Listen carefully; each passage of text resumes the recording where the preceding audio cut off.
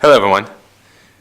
This week, I want to engage the topic of Chacham Adif Minavi, that the wise is preferable or perhaps more powerful than the prophet. And in order to do that properly, again, I want to take a slight step back and recall our framework.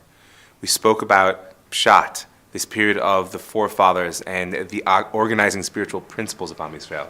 We spoke about Remez, this period of development of the spirit of Am Yisrael in its local, unreflective context. And now we're heading into the period of Drash, of the exploration and the search for meaning in total context. When I say total context, in textual analysis we mean context of the entire Torah, but from the process of gaining truth through history, we're going to mean the context of the entire world.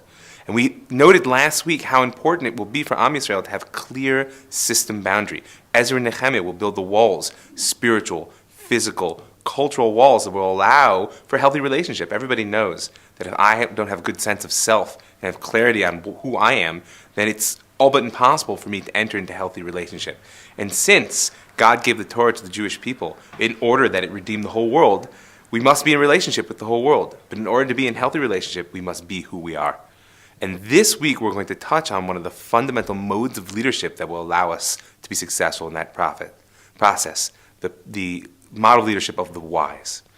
So I recommend that you all take the time, perhaps right now, if not later, to read the entire first chapter of the Mishnah in Pirkei Avot, Ethics of Our Fathers. And by the way, if you find it interesting from a historical perspective, you should read a book by Rav Beni Lau called The Sages.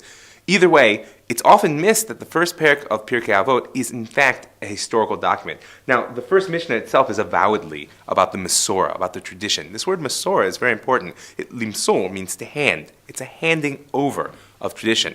But what sometimes is missed is that the entire parak is a distillation of the wisdom of the age as it was experienced by the sages. Now, let's not forget, in terms of this first Mishnah of the Masorah, of the handing over, the Greek skepticism toward received knowledge that Thucydides expressed for us. Right? Why on earth would I believe something just because my parents told me? Aren't they beholden to their sense of the truth? Weren't they beholden to whomever told them? Time obscures knowledge, says Thucydides, and you can't trust people to tell the truth about their most closely held belief. This is the exact opposite perspective that the Torah will bring to the table. Leaving aside the question of what's called Yeridat HaDorot, the descent of generations, which we'll speak about when we get to the time of the Gemara, for us now, we're going to hold with the belief that wisdom increases through time. So, if you look at that first Mishnah, it's essentially, as I said, a chain of attribution. God gives the Torah to Moshe. Moshe receives the Torah at Sinai. He hands it to Joshua.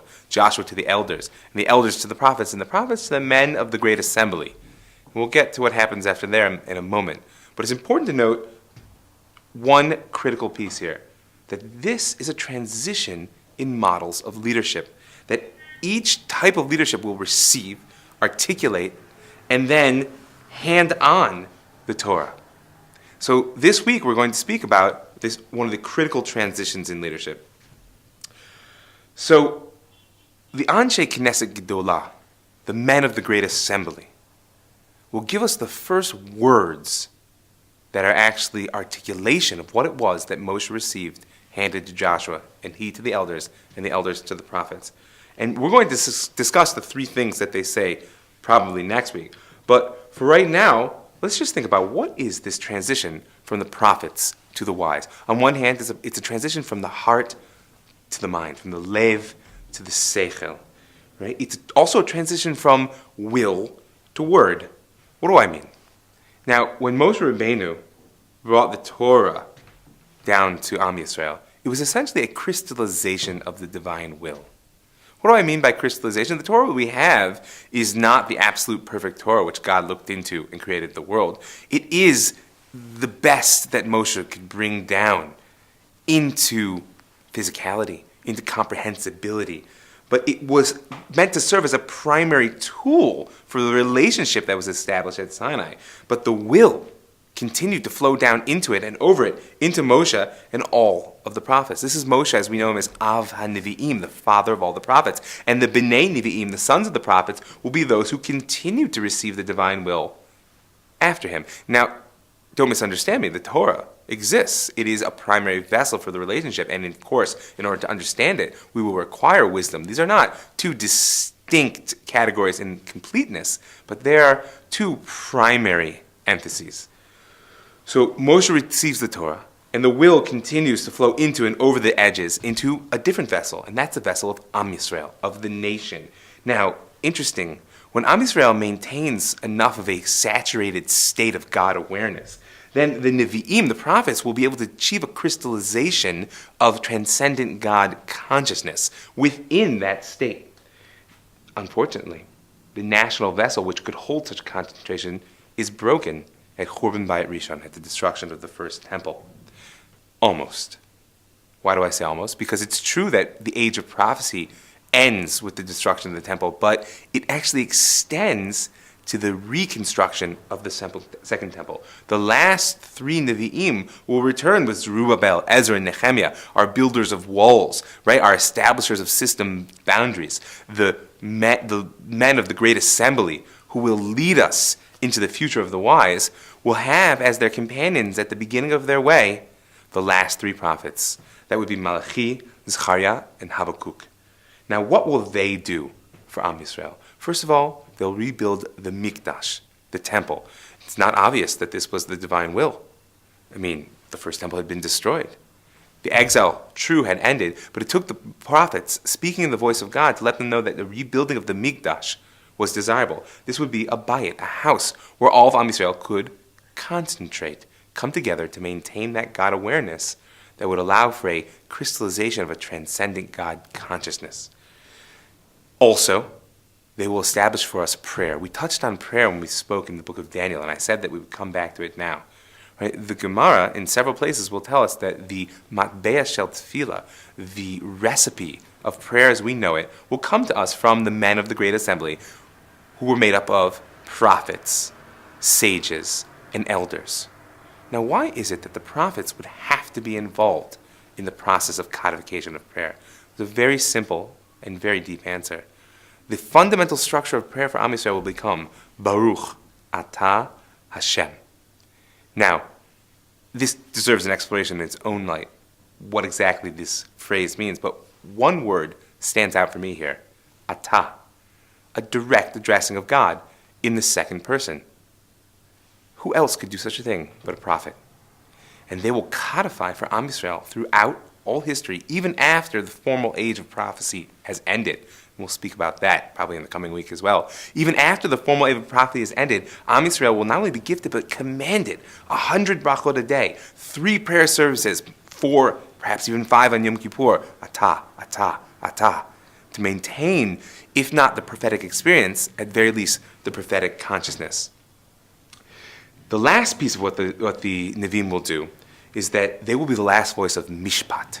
Mishpat, justice. Mishpat la'elokimhu, says the Tanakh. Right? Therefore, since Mishpat belongs to God, it will remain a prophetic endeavor, the channeling of the experience of the will. This is why the Shoftim, the so-called judges of the early Tanakh, right? They will experience God's will as the primary driver for action. The wise will not be able to access this. They instead will be left pursuing tzedek. Tzedek tirdof will be their guiding principle. Righteousness you shall pursue. Now, it's very interesting that the word tzedek as a noun first appears in the Torah in relation to Even Shlema b'tzedek, a just weight and measure. Why would that be? I'll tell you. If mishpat, the absolute, belongs to God because we are basically inadequate to bring to bear our tools to pursue absolute justice, right? Righteousness as a standard, however, will speak to the ability of a human being to actually measure properly on the scales that fit our senses, our mental capacity, right? We are able to map the world. Now, something's going to be very important to remember about the sages, and I've experienced this myself, and I imagine that many of you have as well, is that when you read the Tanakh, and then you compare the thoughts of the sages to it, have you ever had the experience that, what on earth are they talking about? Where did this come from? I don't understand how they see this in the text. So perhaps a metaphor, a mashal, will be useful to you in understanding the difference between tzedek and mishpat and what exactly it is that the wise will bring to bear on the text, on the understanding of the word of God, as opposed to the experience of the will. Now, if I run my hand across this paper that's in front of me, it feels smooth. If I look at it under a microscope, it will look, a little more textured. But if you've ever had the merit to look through an electron microscope, and if you haven't, I advise you go out of your way to find such a thing, you will realize that this has mountains and valleys, that the texture here is enormous, and that it's simply a limitation of perspective, a limitation of sensory sensitivity that causes me to think it's smooth. In the same way, when the sages run their finger over the text, seeking out God's intention in the Word, they will bring to bear on it the precision of an electron microscope, which will allow them to draw out depth of meaning, which, frankly, is inaccessible to those of us who have not trained our abilities up to that level of tzedek. Tzedek will now become a range of tolerance. It won't have the precision of absolute justice, but will allow us, as we move through history, to judge through a sense of righteousness where exactly justice will send us. And in the coming week, we're going to speak about where it is the wise are leading.